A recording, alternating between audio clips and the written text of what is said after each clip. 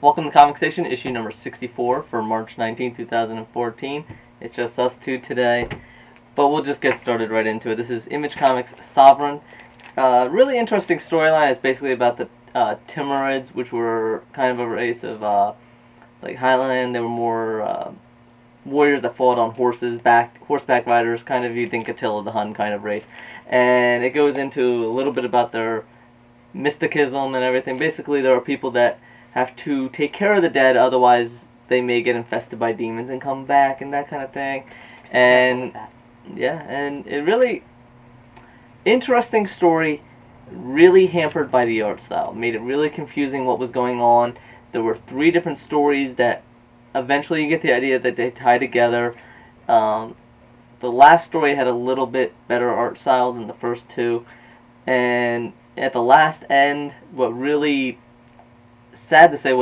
tied it all together was the last 2 pages were all text that explained the history and that kind of thing. And so once I read that, it made sense. Yeah, but that's cheap out at the end. That defeats the purpose of a comic book. Yeah, you're not telling a story. It's a shame. Well, continuing on our mystical journey, there's a lot of mysticism in our books this week. Revolutionary War, which I've been following for a couple of issues now. This is Warheads, so we've got our... I like the last one, Motormouth. Yeah, and this is definitely no less. All the stories are not necessarily connected to each other, so they're great to read if you just want to pick up and read one issue. You're not missing anything. Again, it's great for new readers. Mm-hmm. This follows more of the kind of mystical troop that got, in their last battle, got lost down in hell, and now their one remaining member that's on Earth is going back to save them, and you get to find out what happens when you open the gates of hell in London. Very cool. There was, in Motormouth, there was a little talk about hell and that group that got lost in there, so good tying together. Yeah, but they're nice because they do exist separately as stories as well. Very cool. Actually, another world and another mysticism going on is Robin Hood Legend. This has a nice mysticism because there's a lot of traveling between the different realms.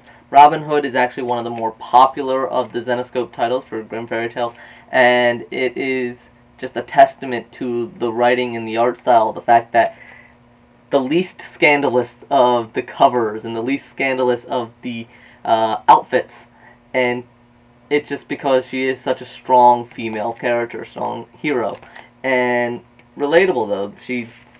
In this one, there are tears, there are reasons. If you've been reading Robin Hood, and there's been multiple series with her, if you read the last one, certain events happen, and now she is back on Earth, and now she's being taken back in to Mist. So I enjoyed it.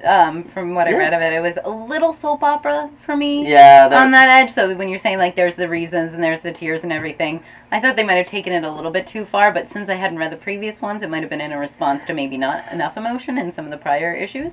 I think she's slowly been gaining emotions. But yeah, there was a little bit of soap opera in this one anyways, but I think they're trying to establish reasons and future foreshadowings of, if you read it, you know the motivation behind it. So I get it. Yes, it was a little bit soap opera, not as much action, but so I think they were trying to fill in a little character background. Yeah. The next one I have is from Boom Comics. This is Clockwork Angels, and fun fact about this one is that it was co-written by Neil Peart, who was the drummer from Rush. Yes. So whenever you have people that are going from their, what we're used to them from doing, one genre from music into comics, you always are like, oh, I don't know if that's going to be any good. This was really delightful. I enjoyed the art style was very kind of fantasy. I really liked the art style. Yeah, it was very different and certainly not something that you would expect. It was like very kind of fairy tale and very fantasy. This is a very like definition of steampunk kind of tale. You've got a dystopia going on, you've got people with fairy tale ideas, and you've got the, structure that people are trying to fight against. But with all of those things being said, I still really enjoyed reading through it. I got an immediate connection to all of the characters, and still interested to find out what's going to happen next. Yeah, there's a definite tale of not being stuck in the rut, not going by what everyone else tells you to do and blazing your own path and finding out what you want to do. So there's good moral overall. Yeah, I think, and this is a great thing for anyone to pick up and read. Yeah. If you're a comics reader, if you're a fantasy reader, if you don't read anything at all, it's still a great thing for anybody to pick up and read. The artwork told the story really well, did a great job of that, which I feel is lacking a lot in these more fantasy type of comics. So no, overall, I agree. great. And it's a 1 of 6, so you know you're going to get a complete, compact story versus something that could just continue on for 20, 30, 50 comics. So Forever and ever. I like these. I like the short runs. They usually tend to be a little bit more direct in their storytelling. Mm-hmm. And finally, yes, you couldn't get away from it. This is another Marvel, all new Marvel now, and of course, very happy to see Daredevil #1. Now, we both read this one. We both really enjoyed the artwork on this. Yeah, again, another departure in, like, I think Very that nice. in going through, like, since we came to the show and we started, I've seen so many comics where I Yes. felt like there's, like, 3 genres right now of art that are really popular and really hot and are coming out in all the new number ones. And I felt like this was a really nice departure from that. It was, like, very kind of a little bit of a retro art style. Colors were very different than all the color palettes we've been seeing lately. And that's just the art. Yes, you usually find there's an art style that gets popular. All the artists, and you're seeing that a lot with a lot of the new Marvel Nows are taking on the Hawkeye kind of artwork, and some of them aren't passing it off very well. But this one has its own style. I really like. Admittedly, I haven't been reading Daredevil, so there may be spoilers in here a little bit. But if you're not familiar, it's a really good jumping off point. He is no longer in New York, so he's in San Francisco. So he has to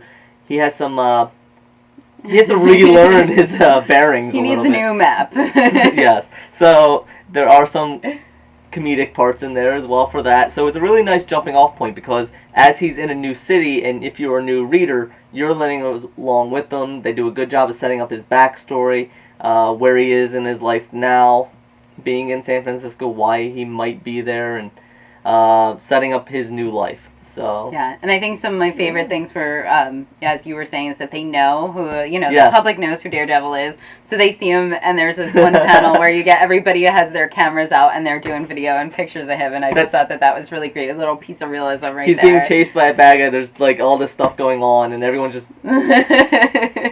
people really would in real life, actually, so you can have buildings going down, and they'd all be standing there. So. Yeah. So that's our new numbers ones. Let's see what Lido had to say this week. Yep. This week for our reviews, we have a number of them from Lido, but first we got to point out that Jabba the Hutt and Grumpy Cat are joining us for this video. And they're both suffocating. They're suffocating in their bags. In plastic bags. So, first review we have is Ghost #2. Of all the characters, they really feel realistic, they feel complete, and the book really had a really nice, engaging hook. Lido also lauds the artwork and the character design, especially the treatment of female characters.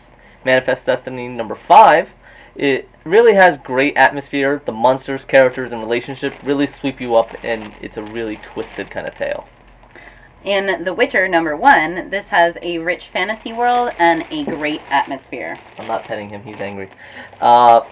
Witcher #1, however, despite people that are fans of the video game, it kind of doesn't translate very well because despite the game's focus on the character development, Gerald himself, Lido found it was really the hardest one to relate to in the entire book.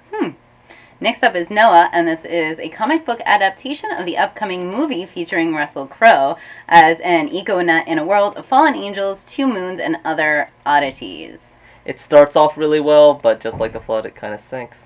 And then there's Hellboy, the first 20 years in HC. And Lido says, quote, if this had been an upfront presented as the Hellboy cover collection, Lido would not have had a problem with it. However, it wasn't, and literally everything about this comic had been tailored to the build-up to seem important in the end, and he's sorry, but it really wasn't. No.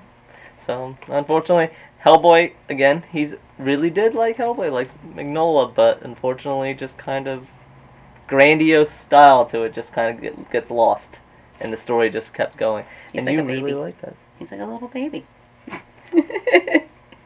That's all Lido's got for us. We have one more treat for you before the end of the show. And it doesn't have to do with Jabba the Hutt, so get your mind out of the Leia outfit. Aww. Okay, so this is our last minute treat for you, and as Scott, the owner of Comic Station, has so aptly put it, the treat is that this Catwoman has the best ass on any statue he has ever seen, and Scott's been at it for a long time, so you better believe an expert. And if that is not enough reason for you to come in here and pick up this statue, it certainly has a lot of other merits too. It's beautiful, color palette is massive. It is massive. The box tells me that it measures approximately 11 inches high, and it's just a really nice, very detailed statue from Hush. It's one of the really amazing comic books and one of the best scenes in the comic books, so you can't really go wrong with this. It's massive, it's huge, it'll look great off of the bookshelf hanging with the gargoyle up here. It has a great amount of heft. Everything on the detail is really well done. The cape is all around, all the details all around the body. One of the actually nice features that I think as a feature is the smoke. A lot of the time these things clip in, they can break. The smoke itself, it's really substantial, and it's held in by magnets, so you never have to worry. If something gets knocked out, you don't have to worry, did you break it? Oh, I did not break it. I am just not meant to be a QVC salesperson. So it's really nice, and you see the vines coming up, and like I said, all the detail is there, everything you would want, the great ass, the smart abs, the giant biceps, and the detail on everything is really well done.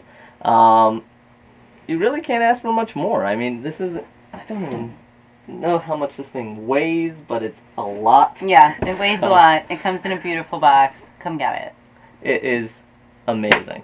And it's a little pricey, but you put that up and nobody's going to discount why you bought it. What's the price on it? $250. $250. Yes. That's a hefty price, but I don't think so for, considering statues. I don't think that's too high of a price for something that's this big and this detailed. No, there are statues not as nice as, not as big as this for the same price or even twice the price. And there's little busts out there that are more expensive, so. And come on, it's Batman and Catwoman kissing. You can't get much better than that. Alright? That's it. Yeah, come to the comic statue. Yeah, come check it out at the comic station, this along with all the other statues we've seen before. And this one is going to be drooled over a lot, and I can tell it already immediately. So come check it out while you can anyways. Thank you very much. This has been Comic Station issue number 64 for March 19th. Come check out all the comic books, all the comic statues, everything we like to do. Let us know if you like what we're doing, anything we've done before, keep it going. And let us know. Any comments are always welcome, and we really enjoy reading them. Thank you very much. See you next week. See you next week.